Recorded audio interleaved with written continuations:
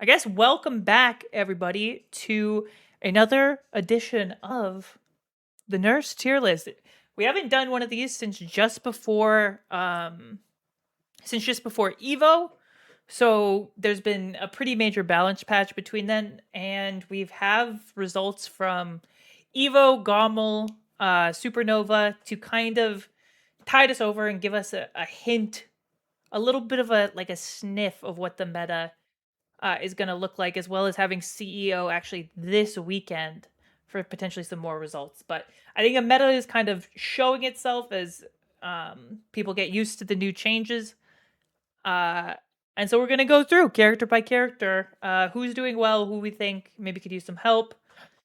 I want to preface the tier list, first of all, by saying the tier names are Stitch is S tier, the Genie is A tier, Fix It Felix is B tier, and then Gaston is C tier. In case you were confused, which you probably were.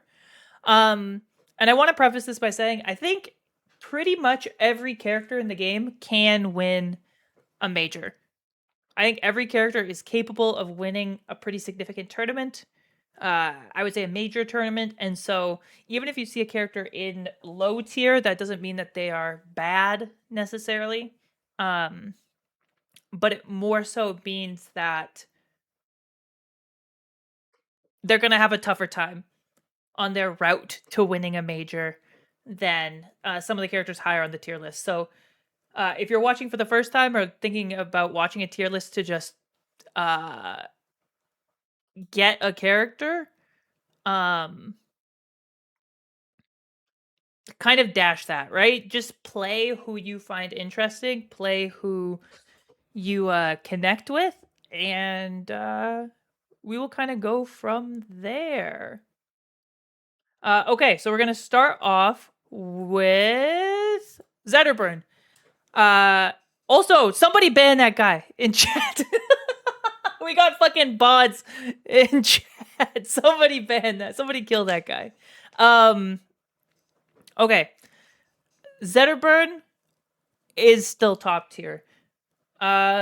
He did get a nerf in the most recent patch. He got one active frame taken off of his he got one active frame taken off of his down air.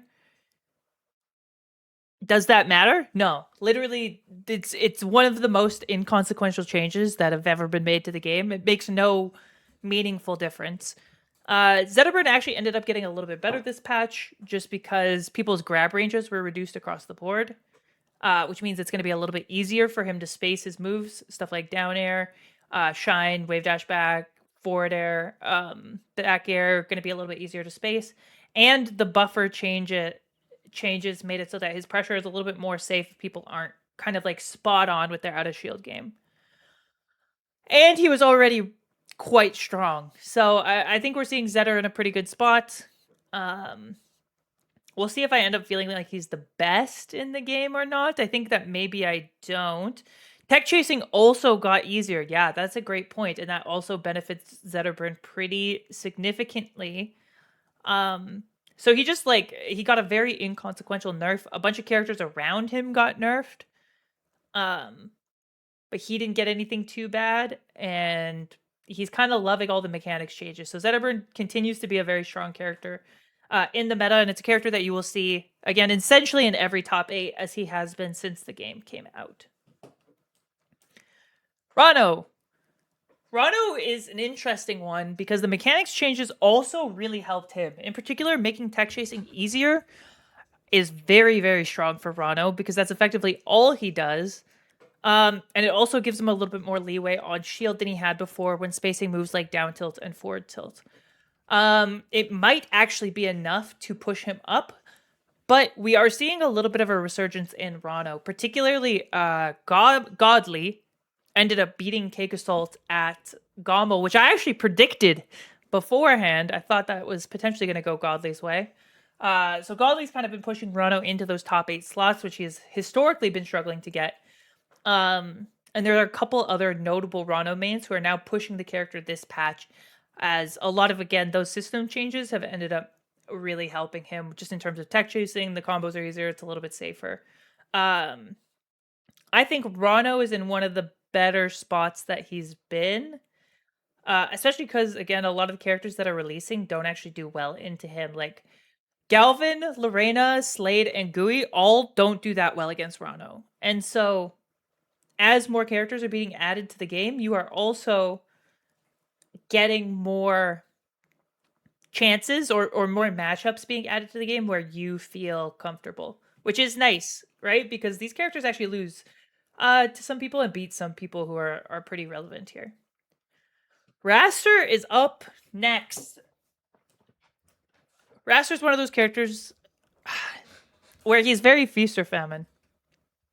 Very much in the same way that you'll see a couple other characters on this list. The difficulty with Raster is it's very easy to floor hug him at low percents. None of his stuff is super safe at low percents. He often has to try and go for a grab, and he doesn't get crazy reward off of a grab without a read. And then once he gets you to like 40, 50, 60%, he's just trying to 0 to death you. That's what he does. He plays like a really bad, shitty neutral until about 60%, and then he tries to 0 to death you. And so that leads to games where Raster is either getting blown up, where Raster is either getting blown up or he is doing the blowing up. Iota mentioned that his grab game got better this patch, and while I do agree, I don't know if it's so much better, especially when you just go to a platform. So much better than it was before. It's not like horrible, but I would never consider Raster's grab game particularly good. That being said, it's still a character that can get results. The tech chasing change definitely does benefit Raster, who was doing a lot of tech chasing. So it might give him a couple more opportunities to get those combos started. But I still feel that he's too volatile to have a super consistent place in the meta. And like he struggles a little bit against Slade. Some of these like characters with the bigger hitboxes and stuff like that can do well against them. So again, he's not bad. He could win a major, but I think he's going to have a harder time winning a major than some of the other characters, especially because I feel like he does quite poorly into some of the like top tier picks. Like I feel like Zetterburn, Loxodont, Claren, even Forsburn to some degree, characters that you're going to see in the top tier and that you're going to see at every tournament do well against him. Okay, Craig has had a little bit of a fall from grace, and I'm trying to decide where to put him. I think probably right here is okay. I might end up putting him down here. After like a year straight of like bi-monthly Craig nerfs, I think we finally have gotten to a place where Craig is fine. He doesn't feel oppressive anymore. He still has a lot of strong tools. He still has a lot of like great combos, big damage, solid kill confirms, kind of jump scare edge guards. You'll see, Zeus to Goose, ZB, Cheesy Potato, picking up this character and doing really good stuff. Not picking up this character, continuing to play this character. That being said, it's not as like free as it was before. It used to be very easy. It used to be very consistent. Everything used to be really safe. It used to have a ton of options out of almost everything. On top of your recovery being godlike. His recovery is not godlike anymore. It's very interruptible, and there are a bunch of up-and-comer kind of characters like Galvin and GOUIE who are very good at stuffing out Craig's recovery, which puts him in a bit of a difficult position. Insofar as getting back to the stage and holds him back a little bit. I'm going to decide later whether I want him up here or down here. I'm going to put him down here for the time being. But yeah, good character. Fleet. I have been somebody who has been espouting that Fleet is very strong for a very long time. If you watch any of the tier list videos, I would say probably on average, I have Fleet higher than the average person by quite a bit. And I think this patch has kind of solidified how strong she is. especially as recoveries become a little bit more exploitable. Fleet, we're seeing at the top level with the very, very good fleets, is extremely hard to deal with under pressure, especially now that your buffer is a little bit messed up. She can blow you up at like 30% off stage if you look at her wrong and she gets the right hit. And she has a really consistent, tricky neutral where float just gives you a ton of options to play around what your opponent is trying to do and to mix in stuff like grabs and stuff like that. The text changes don't impact her too much, although there are situations where she can get down tilts now where she maybe couldn't before. But I just think Fleet is in a spot where she does pretty much everything that you could want her to do. I don't think she has any blatant weaknesses. She has a lot of fairly solid strengths, and I actually like Fleet as a top tier character because she takes a pretty high degree of skill to pilot. And it doesn't feel like she's oppressing you with just one move. Even though neutral air is very good, it did get a nerf this patch. It doesn't feel like she's just doing the same thing over and over and over. At least to me, it doesn't.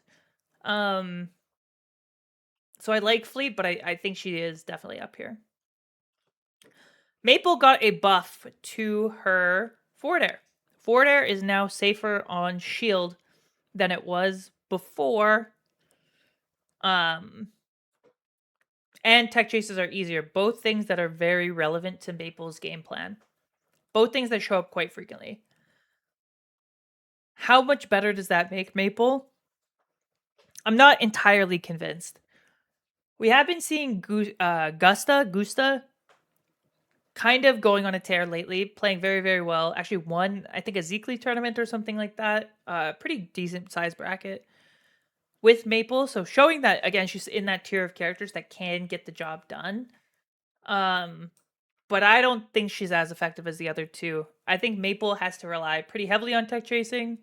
Her offstage game is pretty bad insofar as her ability to make it back. She can go pretty deep off stage, but it's always risky to do so. And I don't think Maple oppresses you in neutral the way some of the other characters do. I feel like oftentimes Maple has to take some degree of a risk. That being said, I think the gap is much smaller. Like before the Maple dash attack change and before the Maple forward air change, I would have had Maple down here. So I'm not too mad about it, but I still think she ends up a little bit lower. And again, take it with a grain of salt. I don't think she's so significantly worse. It's just like somebody has to be at the top, somebody has to be at the bottom. That's kind of how it is. Clarin. It's interesting because Clarin's results actually have fallen off, unlike Zetterburn's.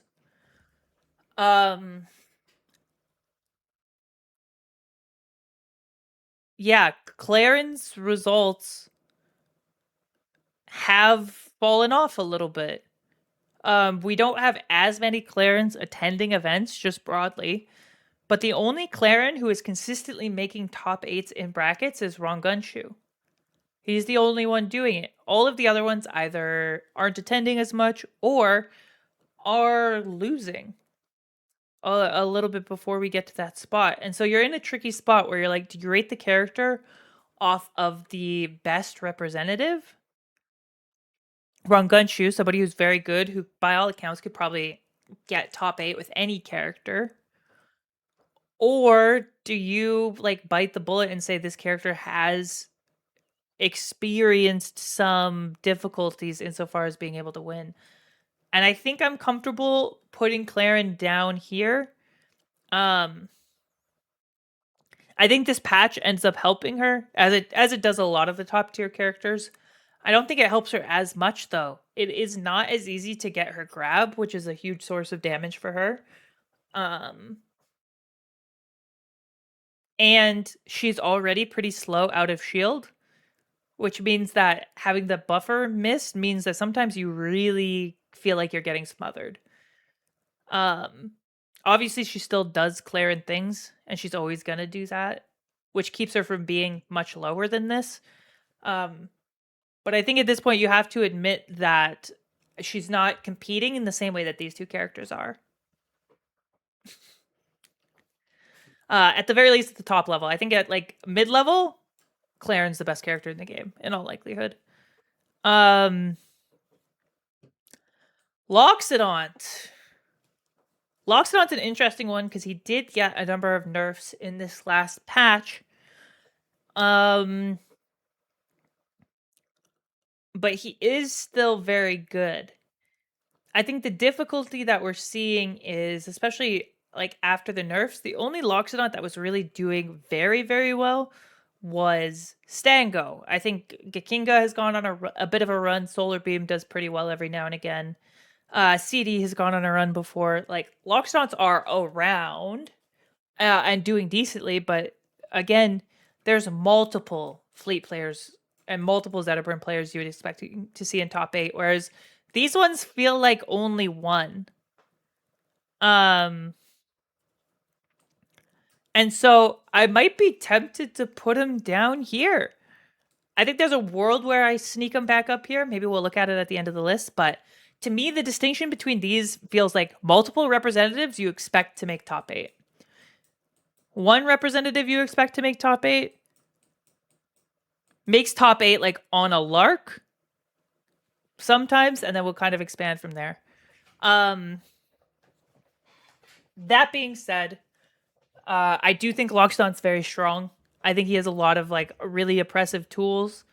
I think he has a lot of things that he does very well, and he simplifies the game state a lot of the time. I just don't know if I can put him up here with these two right now, who feel very, very strong. Orcane. So, Orcane had a super significant nerf where his puddle only lasted on the stage for 12 seconds. That would have put him around here, in my opinion. Just like broadly speaking, I think that was a very significant hit, and I think that brought him down a lot.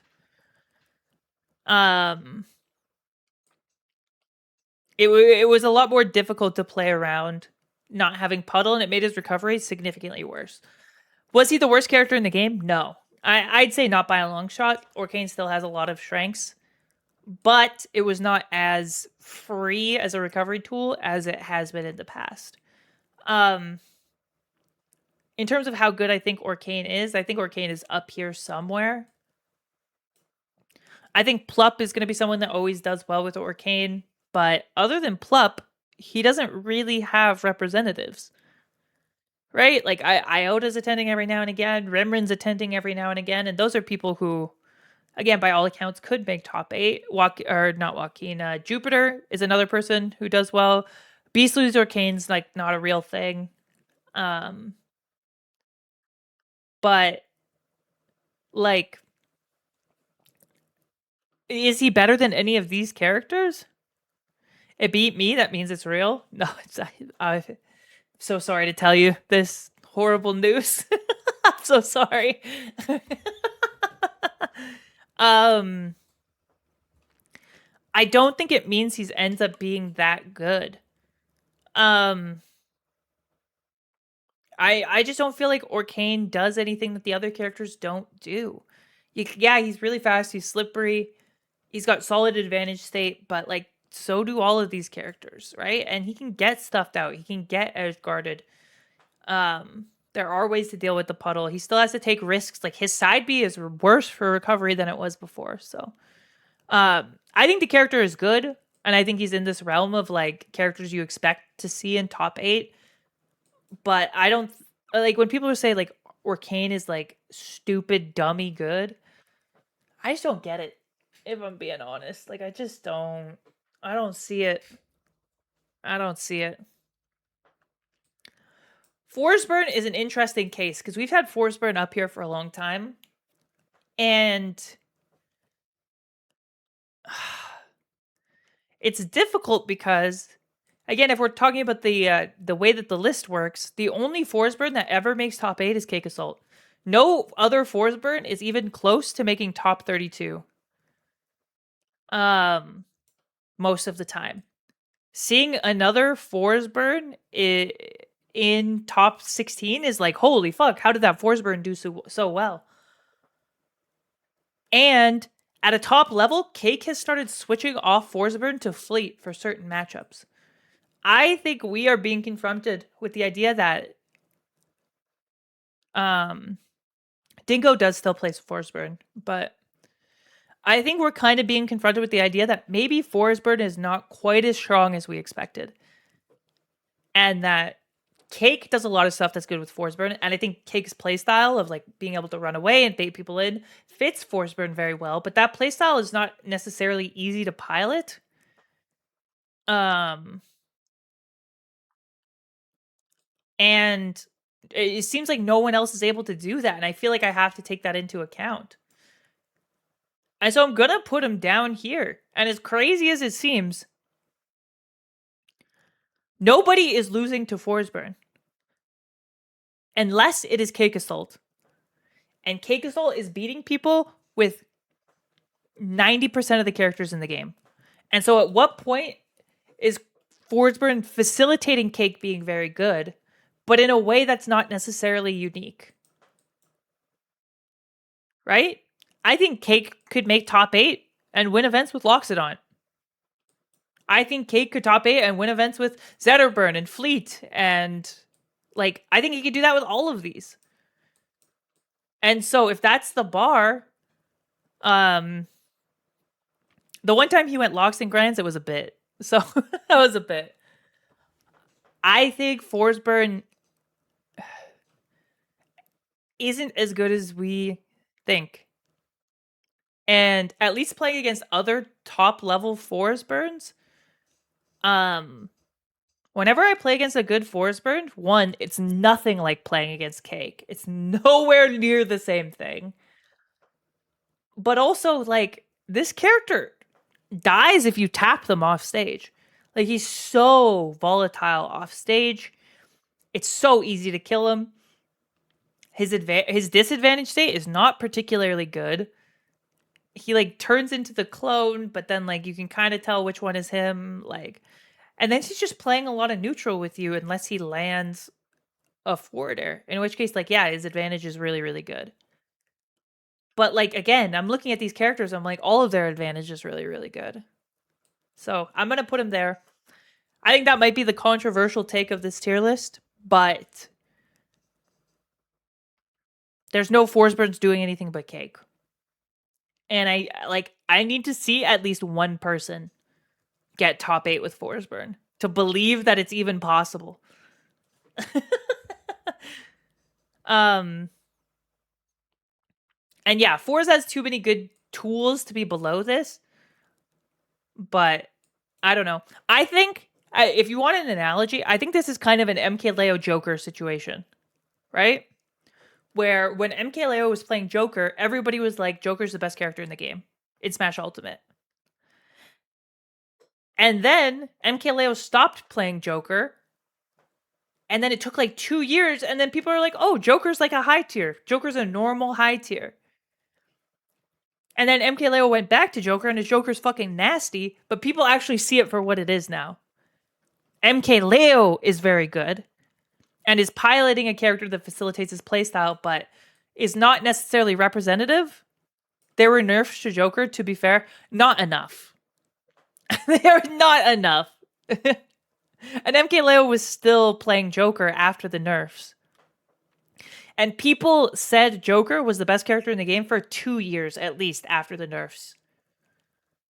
It was a long time where people had Joker in their top 3. And I think now people realize that's just not the case. I feel very similarly about this. Edalus. He's an interesting fella, that Edalus. Why must people think Fleet is better than she is? Because she keeps winning. And all of her reps keep winning. And she's hard to play against, and she kills you at 0. Edalus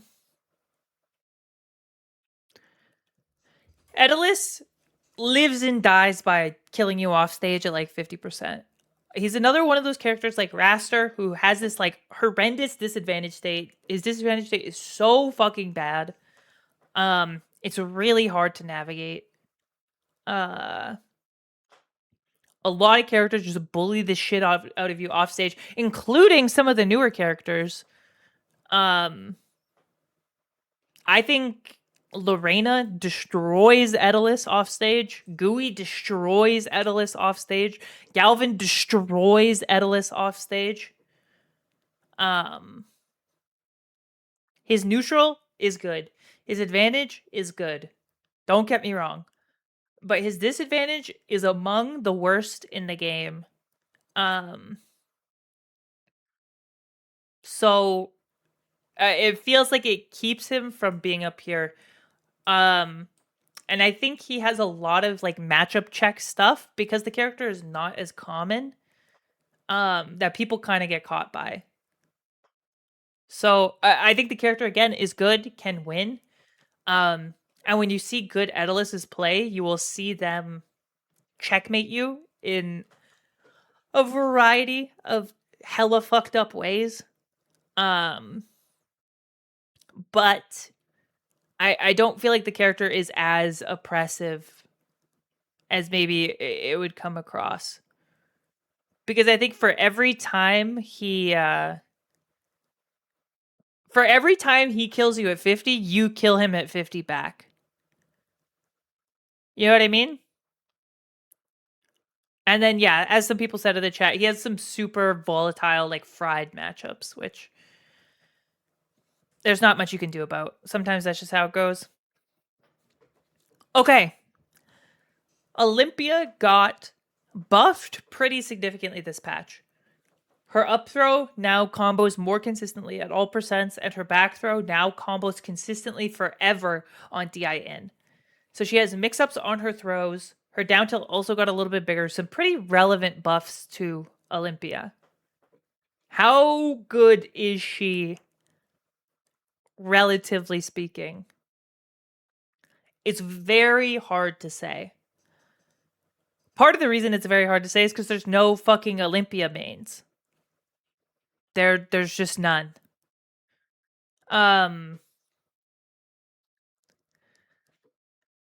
She doesn't have a ton of representation. She doesn't have a ton of people playing her. And she doesn't have a ton of people like pushing the character because she is so feast or famine, where sometimes it feels like she can do no wrong and your advantage state is so fucked up that like everything's going your way. And then sometimes you die at 40 because somebody jabbed you and you fast fell. Right? Like she's so feast or famine in that way. Where to the point where unfortunately I don't think her strengths outdo some of the weaknesses that she has still. But I think that's much, much closer. And so I still have her pretty low. Just because I think the barrier to entry for playing her is so high. That being said, I do think she's quite good still. You think she's above Rast or? I don't know if I think that's true. I think we're going to see more Rasters do well than Olympias. And at one point, Olympia was arguably the most popular character in the game, so I don't really want to hear that people aren't willing to play her. I think she's probably better than Maple at this point because Maple has that same kind of weakness that she does, and I don't think Maple has the same strengths. And I think Olympia was down here in the fucking tar pits last patch, so this is a pretty significant move up. I think she doesn't feel horrible to play anymore, but there are still a couple matchups. I think Lorena and Galvin are two matchups that really fucking suck for her. The two best reps have moved on because the characters they're playing are significantly better. Like, if they didn't move on, they wouldn't have moved on if the character was good. Like, why would you switch characters if you didn't have to? I think that's just kind of how it is.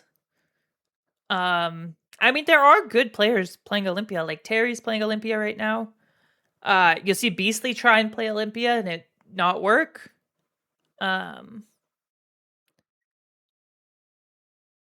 Yeah, it's just like everyone loses with Olympia. I would love to see someone push her, especially with the new buffs, but the new buffs don't necessarily feel like they do enough for her neutral. Um, I thought she was arguably bottom 1 before. I thought there was an argument to be made that she was worse than Slade. So I thought really lowly of her, and I think for context, her being up here is a pretty drastic improvement for where I had her before, which was way down. Okay,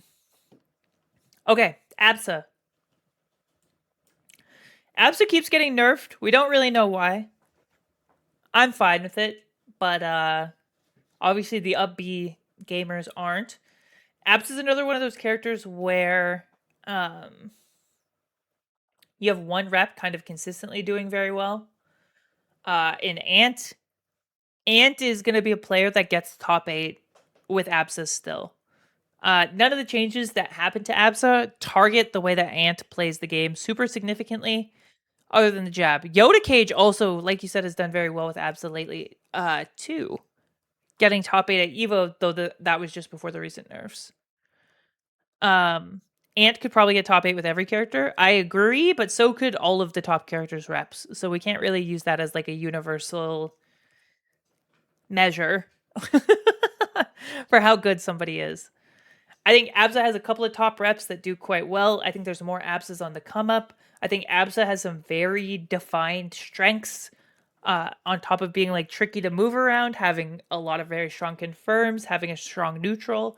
She dies very early, which I think keeps her from being up here. She has to take a couple more risks than some of these other characters. But I don't think I would put her down here with this crew. It doesn't feel like she has the same difficulty approaching some aspects of the game as these characters. Care to iterate on these tiers? Top tier, high tier, mid tier, bottom tier. Absa's ledge refreshes, and she can do them, which is another thing. She can do the Absa ledge refreshes. Galvin, this character, thanks to basically just Sandstorm, has actually won a tournament. Sandstorm was able to win Gommel with Galvin over a host of very, very good players, doing so dominantly. And then Galvin got buffed in the most recent patch, and Sandstorm was able to win the Hungry Box event as well. Does that make Galvin like crazy OP broken? No. I think he's another character that is just up here in the genie. I think Sandstorm has proven that he can win with like a variety of characters. Galvin's down air did get a pretty significant buff, probably to the point where I would be comfortable having him above Absa. But putting him above characters like Forsburn and Orcane and Rano feels really strange, considering how bad Galvin's disadvantage is. Galvin's neutral and disadvantage are not particularly strong. It's just that his ledge game and his advantage are so fucking good. He kind of has that like Edalus thing going on, but he's better. I think Galvin's pretty fine as is. I don't actually see a blatant need to nerf him.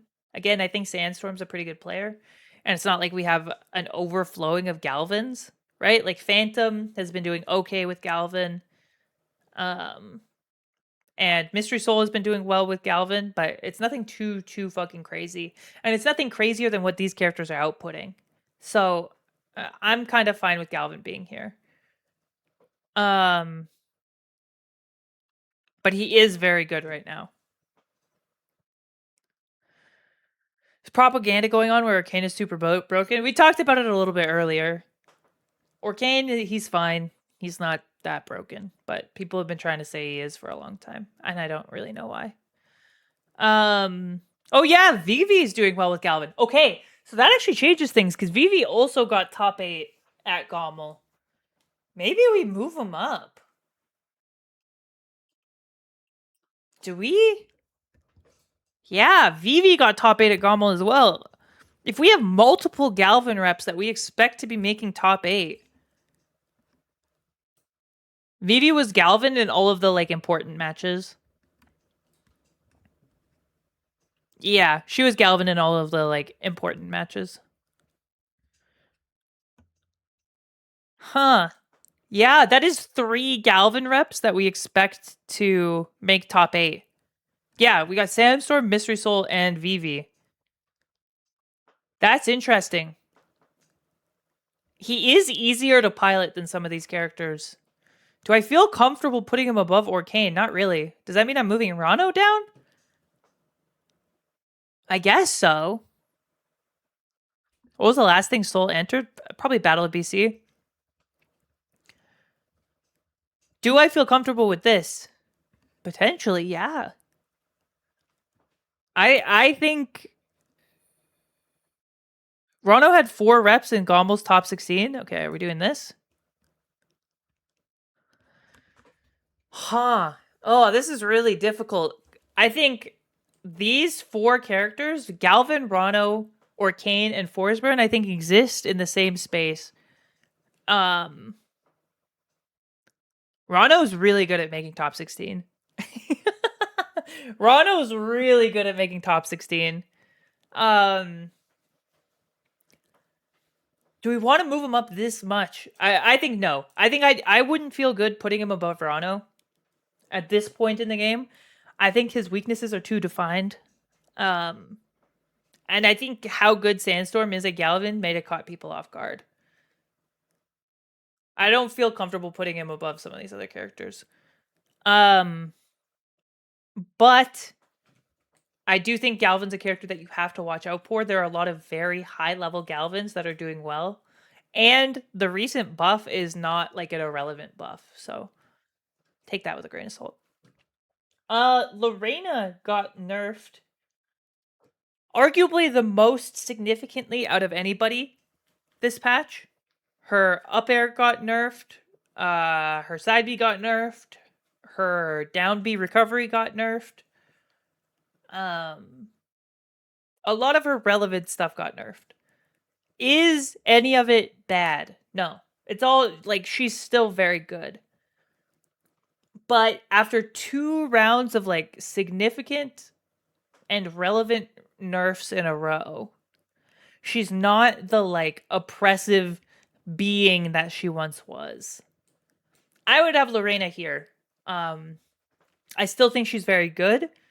I still think she has a place in the like top 8 conversation. You're going to see reps like Horn Cycle and Elkies continue to push this character really far. And Lorena has good representation in top 64 as well. But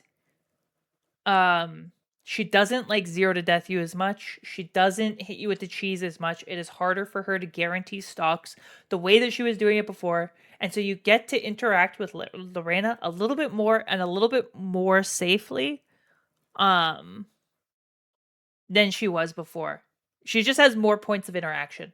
Whereas before, she just got to kill you for free. Down air was another significant nerf, where down air, up air used to be true at some percents, and that would just kill you at like 40%. Now, if you DI away, that is no longer the case. So you can actually fight her. Yeah, and she still blows you up if you DI wrong, but it's not the same as it once was. And yeah, her recovery is still gimpable. So I think she's down here. Obviously, in this realm of very good characters, and you see how balanced this game is at this point. But again, I think before she was probably up here in this conversation with like the rest of these characters. I don't think that's the case anymore. Okay, GOUIE. No, just kidding. Slade. I mean, I don't know what to tell you. I wish it wasn't true. I wish it didn't feel like the case. I wish it felt like this character did more. This character has the worst results at a tournament level. At a tournament level, Slade has the worst results of any character in the game by far. If you want an example, Slade Slade's best placement at Evo was 96th. 96th. The second worst placing character was Olympia, who got 25th. So, what is that, 3 or 4 rounds? Slade was 3 or 4 rounds off of the next closest character. And that trend has kind of continued. Players like Jesu, and there's one more. There's another player, Viridian, I think. Jesu and Viridian both, I believe, got top 32 at GOML, but weren't able to push it further than that. He just, once you get to a certain level of play, he stops being good. And that is the level where his gimmick of glide tossing out a shield and camping and just like spamming that over and over and getting people bored and then using up B on punishes and trying to kill semi early, like it just stops working on good players. And then you find out he has the worst recovery in the game before he gets wing. After he gets wing, it's not the worst. So you have to save for wing, which means you can't use the items. So like it's just like, and the difficult thing about Slade, if Slade started with wing, he's like here. Like that's the problem. If Slade got wing the whole game, he's still like he's like here, maybe he's here. This is Slade with wing. And so you are like, oh yeah, you just need to get his buffs and then he's good. And it's like, no, he's still low tier. And he doesn't start with it. Because without wing, he's like down here. He's not even on the tier list. Slade also, deceptively, doesn't have a ton of kill power. Which is frustrating. He kills later than a lot of characters do in this game. He has solid edge guarding, so he has that going for him. His combo game at mid percent is good, so he has that going for him. But it's easy to floor hug and crouch cancel all of the items. Every character in the game gets more off the items than Slade. I played a Slade earlier today who stopped pulling the shiny because I was using it better than him. And so then his best tool he just couldn't use because my character was better at using it than his. And I knew how to do it. Like, it's just, his side B is still a useless move. It doesn't do anything. And in this patch, he got no buffs. Slade got nerfed this patch. He got nerfed because his grab range got worse. The humble Slade nerf. And they made it so if you parry Boomerang, it actually goes back at Slade. So Slade got 2 nerfs this patch. No buffs. His tech chasing is better. His tech chasing is better off of down throw.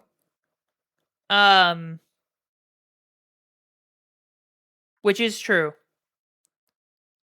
It is easier to tech chase off down throw, which helps your low percent game quite a bit. But if you're thinking, who does tech chasing help more? Slade or Maple, Olympia, Raster, Edalus, Lorena, Forsburn, or Kane, Rano, Zetterburn, Fleet. That's who you're comparing it to. Does it help? Yes. Does it help more than any of those characters? No. It actually doesn't, which sucks.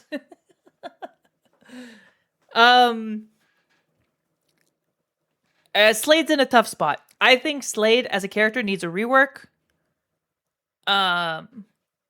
I think the character does not function as the devs intended him to at this point. I don't think he does what they want him to do. I don't think he's fun to play as. I don't think he's fun to play against. I just think Slade needs a lot of help, and I think he needs to be a different character than he is right now. He's really annoying to play against right now. And if you made him good, he would be the most toxic character in the game. which, again, he just needs a really, really big look.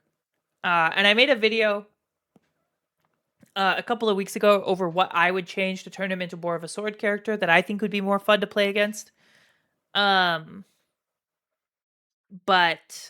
yeah, Slade right now is the worst character. I think he's the only character that's down here in terms of strength. And even that being said, I think Slade could win a major tournament. Would it be miraculous to see it happen? Yeah, it would be pretty impressive. But I could see it. And if we're going by the model of the tier list, characters we expect to see in top 8, multiple reps, characters who have maybe 1 or 2 reps we expect to see in top 8, characters who have a rep who can get there if they have a good day, character we don't really expect to see in top 8. Not to say it's not possible, because it is, right? Given the right bracket, Slade does have winning matchups. Slade beats GOUIE. Slade beats Raster, I think. Slade does good against Absa. Slade does actually decently into Fleet, funny enough. So Slade does have matchups that he can win, and if you get a bunch of those in a row, you can put together a bracket that looks okay. But that's not really up to you. That's up to luck. The last character we have is GOUIE. GOUIE's the newest character. I think a lot of people are saying GOUIE's bad. If you look on Twitter or other tier lists, people have GOUIE down here. Kind of in this spot. I think those people are fucking crazy. I think they lost their damn mind. GOUIE is here. He does the exact same thing as Daedalus and Raster. He does the exact same thing, except he's better at it. he dies insanely early. He dies so fucking early. And his neutral is not that good. Okay? His neutral's not that good. He dies really early. His disadvantage is okay. It's not amazing, but it's okay. His advantage state is arguably one of the best in the game. He is oppressive off stage to the point where every single time he grabs you, you are 50-50ing for your life. If he grabs you by the ledge. Forward throw or back throw. It's so stupid. If you are at 40% and I forward throw you at the ledge, you are now guessing to see if I kill you or not. And it is a guess. I think the people who don't think GOUIE are good have not realized how strong his grab game is. And I think it's a little bit... I think the problem is people think he will play like Puff. So I think people are trying to do spaced back airs. People are trying to do spaced forward airs. People are trying to do, setups kind of like you would as Puff. Do we do the juggles? Do we poke? Do we tit for tat? Do we do the drill? Do we do this? Back air is not a move that you should be using in neutral, really, unless you're trying to call it a jump. Back air is deceptively unsafe. And GOUIE has to play really campy. That is true. Versus pretty much every matchup, GOUIE has to play very campy because of how early he dies. That being said, when he's jumping around and you're doing aerials, GOUIE doesn't seem like he'd be good at getting grabs. And that's where I disagree with you. I think he's great at getting grabs. Because when GOUIE's jumping around over you, you swing because you're trying to catch his jump, and then you shield. At least most people do. And you shield because you're nervous he's going to come down on you with an aerial, and that's when you empty land grab. Or that's when you even do neutral B, which has kill confirms associated with it. I think neutral B is really, really good. He grabs you. Again, it's just like any setup where even if he forward airs you and puts you in a tech chase situation, as long as it's by the ledge, you are guessing for your life still. At almost any percent. Up throw is a kill throw eventually. If you don't get the kill, you can kind of anti-air with up strong. He has good stuff in his kit. Again, he's very slow. I think if I was to buff 2 things about GOUIE, I would make his run speed a little bit faster, like a tiny, tiny bit faster. You increase his run speed a little bit, his grounded run speed, and you make his nair not so negatively disjointed. I think right now, nair feels really frustrating to use because it loses to like every hitbox. And maybe that's how they want it to be because you get a ton of reward for hitting a nair.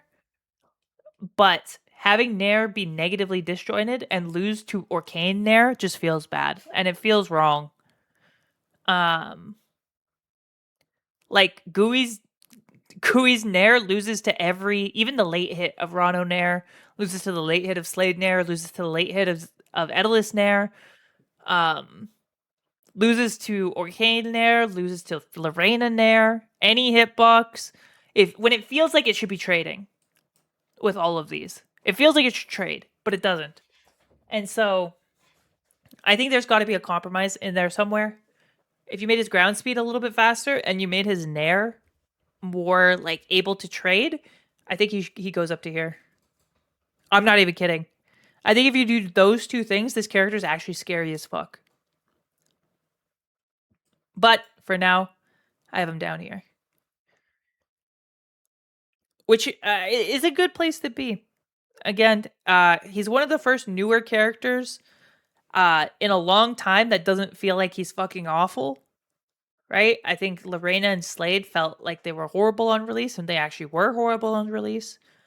I think GUIE is in a decent spot on release where he feels threatening, but has a super defined weakness. Again, if you see my video about GUIE, I think the point remains that he still is very incentivized to camp, and the opponent is very incentivized to camp you, which isn't particularly fun. And I think they should address that about him in some way. But I think the character himself is not that bad. I think he's pretty good. And like I said, his reward for grabbing you at any percent is stupidly fucking high. And he has 50-50s into kill confirms at high percents. He has a kill throw. Like if you DI down or if you DI forward throw in, you get fucked. If you DI back throw in, you get fucked. If you're at 150 and you get up throw and you get fucked. If you DI down throw in, you get fucked. If you get hit with neutral B, you get fucked. He has a lot going for him an advantage. And I would say more than these characters do even. Because Rastra doesn't grab me at the ledge at 50 and I'm like, I could die. Neither does Edelus. Every time GUIE grabs you at the ledge at 50, you could die. As any character. So that's the tier list. I think this is probably where my opinion sits right now, insofar as who is the best. I think this is a very accurate reflection of the game. Seeing all of these characters in the middle. The game is incredibly well balanced. I think every character in the game is viable. I think I've been trying to say that throughout, and I still think that's true. But I think most of the characters fall into these mid 2 tiers because everyone in this game is extremely close in terms of power level. Obviously this is my opinion, so take it with a grain of salt. This is not gospel or anything. That being said, I do think Fleet and Zetaburn stand out as particularly strong. Whereas I feel like the rest of these characters struggle a little bit more. While still being very good, I think these characters struggle a little bit more despite being very good, and I think Slade has some pretty clear weaknesses compared to the rest of the cast. That being said, thank you very much for watching. And this is the tier listler. So I appreciate everyone who tuned in.